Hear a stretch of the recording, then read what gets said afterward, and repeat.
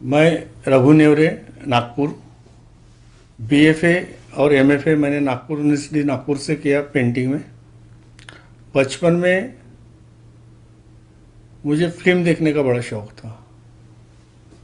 मैं 7वीं क्लास से पिक्चर देखता था और घर से स्कूल के बीच में 4 थिएटर आते थे। तो पहले हर थिएटर में जाके जो फोटोग्राफ्स लगे हुए रहते उसको देखने का, बाद में स्कूल जाने का। और जो पिक्चर के बैनर रहते थे तो हमारे जे प्रभाकर करके लिए थे, वो बहुत अच्छा बैनर बनाते थे, होल्डिंग जिसको बोलते। तो छुट्टी के दिन उसके यहाँ जाके बैठने का और होल्डिंग, वो जो बनाते थे पिक्चर के होल्डिंग्स, उसको देखते रहने का। अब क्या आनंद आता था ये नहीं मालूम। खेलकूद और फिल्म ये मेरे बचपन का बड़ा इंटरेस्ट वाला सब्जेक्ट था। तो एक दिन कागज के फूल ये गुरुदत्त का पिक्चर एक थिएटर में लगा था। तो मैं स्कूल न जाते हुए वो पिक्चर देखने चले गए अंदर। फिर बाहर आया, फिर उसी मूवी को दोबारा देखा। तो एक दिन में 3 बार मैंने उस मूवी को देखा। हमारा खानदानी बिजनेस फोटोग्राफी का था और फोटोग्राफी मुझे तब तक आ गई थी। और गुरुदत्त की पिक्चर में शेड एंड लाइट का इतना प्यारा मिलाप किया हुआ था उन्होंने। तो फोटोग्राफी में मैं गुरुदत्त साहब ने जो लाइटिंग किए थे वो पिक्चर में, वो लाइटिंग को यूज़ करता था। खेलकूद और पिक्चर। फिर तलक महमूद साहब के गाने बड़े प्यारे लगते थे। तो पहले एलपी आती थी, वो खरीद के लाए और बड़ी आवाज़ में तलक महमूद साहब को सुनते थे और आनंद लेते थे। 10वीं पास हुए, उसके बाद में कॉलेज में एडमिशन लेना था। तो घर में फोटोग्राफी बिजनेस होने के कारण मैंने सोचा कि चलो पोर्ट्रेट वगैरह पढ़ाएंगे वहाँ पे, तो अपने बिजनेस में काम में आएगा। अब तो ऐसा हो गया, पोर्ट्रेट भी छूट गया, फोटोग्राफी भी छूट गई। अब पेंटिंग पेंटिंग और पेंटिंग बची है। मैं कॉलेज पढ़ते वक्त WCL का लेबर और स्टाफ का आई कार्ड बनाने का एक टेंडर लिया था। तो मुझे उस काम के लिए 3 साढ़े 3 महीना WCL में रहना पड़ा, क्योंकि वहाँ पे 3 शिफ्ट में वर्कर आते जाते रहते थे।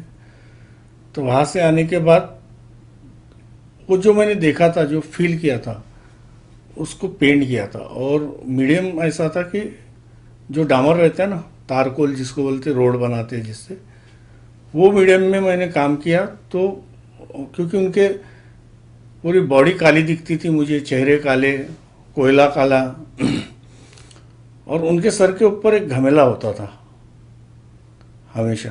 तो मेरे पेंटिंग में उस वक्त उसका पूरा इम्पैक्ट आया हुआ था। और साथ साथ मैं स्टोन पे काम करता था, स्क्रैप मटेरियल लाके काम करता था। तो स्कल्पचर में भी बहुत काम किया। एमसिल में मैंने स्कल्पचर बनाए, वो बहुत महत्वपूर्ण है मेरे लिए, क्योंकि उस पीरियड में कोई एमसिल यूज़ नहीं करता था। जो मैंने नया मीडियम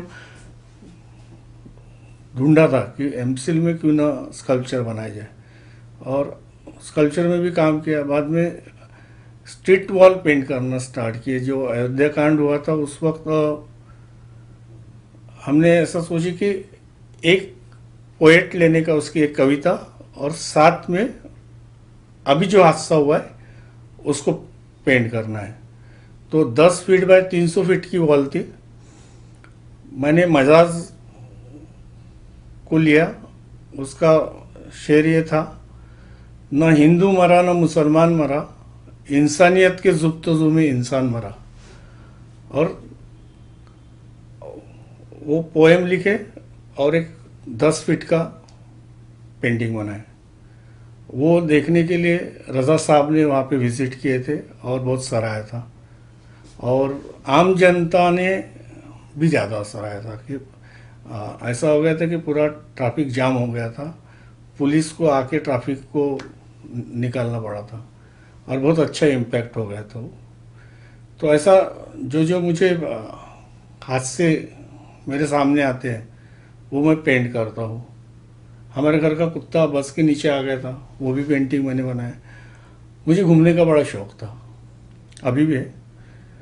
तो गांव में टूटे हुए मंदिर को देख के पहले कैसा होगा ये स्कल्पचर, तो उसको मैं अपने तरीके से पेंट करता था। वो भी एक सीरीज मैंने पेंट किया है। मैं ताड़ोबा में 6 साल रहा हूँ अकेला। तो ताड़ोबा में ऑकर येलो कलर की मट्टी है और धान भी होता है वहाँ पे, वो पूरा येलो कलर का बनता है और उसकी कटाई होने के बाद में भी ब्राउनिश येलो होता है। तो उस इलाके में एक ऐसी ज़मीन थी कि जो रेड जैसा पैच मारते हैं ना, वैसी ज़मीन।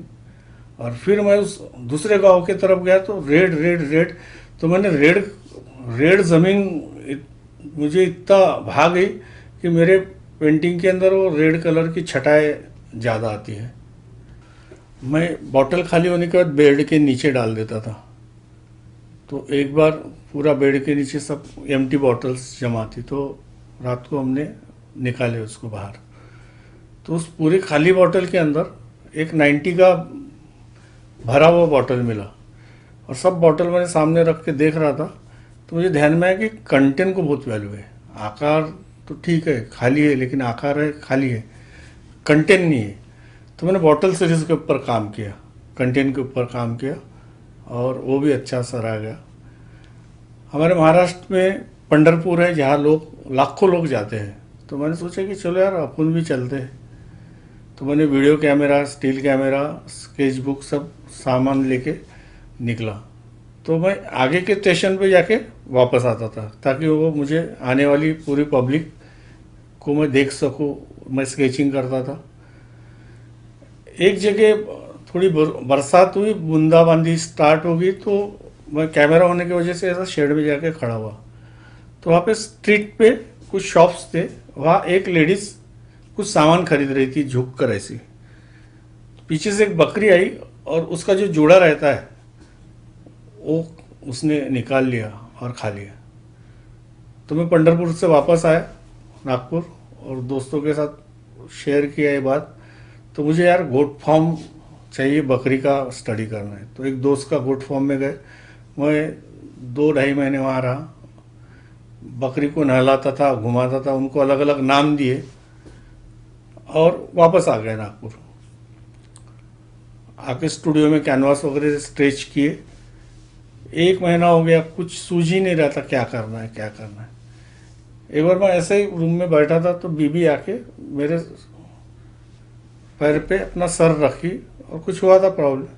तो मैंने उसको जैसा हाथ लगाया तो मुझे बकरी याद आई, वो फील याद आया। तो रात भर मैं स्केचेस किया, फील पकड़ने की कोशिश किया और बकरी की एक सीरीज बनाया, मैं और मेरी बकरी। जो फीलिंग है वो पेंटिंग में आ सकती है क्या, तो मैंने वो फीलिंग पेंटिंग में लाने की कोशिश की और मैं थोड़ा सक्सेस भी हो गया। ये 2 सीरीज ऐसा जो मुझे सूझता है वैसे मैं सीरीज बनाते जाता हूँ। और बिंदी की एक सीरीज बनाई थी, वो भी मैंने 5-6 साल उस पर काम किया था। वो भी एक अच्छी सीरीज है मेरी। अभी एब्स्ट्रैक्ट के ऊपर काम कर रहा हूँ, बिल्डिंग सीरीज भी की थी। ऐसी ढेर सारी सीरीज की हूँ और उसमें मैंने बहुत सारा आनंद लिया। अभी 6 साल जो मैं जंगल में था उसके पहले से मैं एब्स्ट्रैक्शन की तरफ घुस रहा था, जा रहा था, जर्नी मेरी स्टार्ट हो चुकी थी। तो उस गांव के धान की खेती और खुला आसमान, शुद्ध हवाएं और इन्वायरमेंट, वो मैंने बड़ा अच्छे तरीके से पेंट किया। मोड़ एक गांव है, नागपुर से थोड़ा दूरी है। वहाँ बाढ़ आई थी और बाढ़ में पूरा गांव का गांव बह गया था। तो जो जानवर बांध के थे, बैल, गाय, बकरी जैसी जो बांध के थे वो बचे और आदमी सगट घर सब सब सब सब बह गया था। तो हम वहाँ विजिट किए और देखे और हमने स्केचिंग वगैरह किए और मैंने उसके ऊपर एक सीरीज बनाया। मोहड़ फ्लड आया उसके ऊपर, उसका एग्जीबिशन जहांगीर में था। तो बर्वे सर उस शो में आए थे और सातों दिन उन्होंने पेंटिंग देखने के बाद मुझे कमेंट्स किया कि आर्टिस्ट ने जो हादसा होता है उस हादसे को एक समय देना चाहिए जाने के। काम काम और हादसे में एक समय होना चाहिए। तो जो स्ट्रांग एलिमेंट है वो तुम्हारे साथ आएंगे और जो वीक एलिमेंट है वो खत्म हो जाएंगे। तो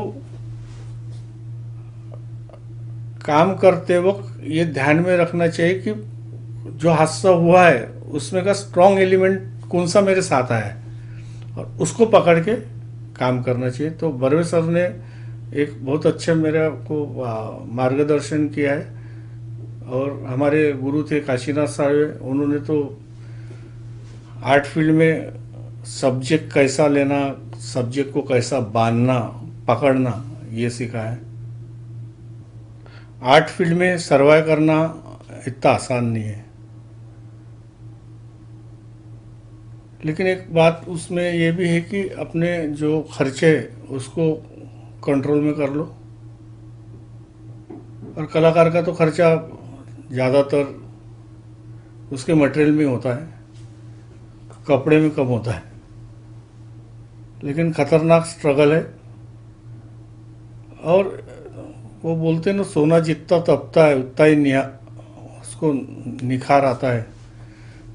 तो सभी फील्ड के कलाकार को तो तपना तो पड़ता ही है और उसको एक एक सीढ़ी और खुद को खड़ा रखना आसान नहीं है, लेकिन खड़ा रखना पड़ता है।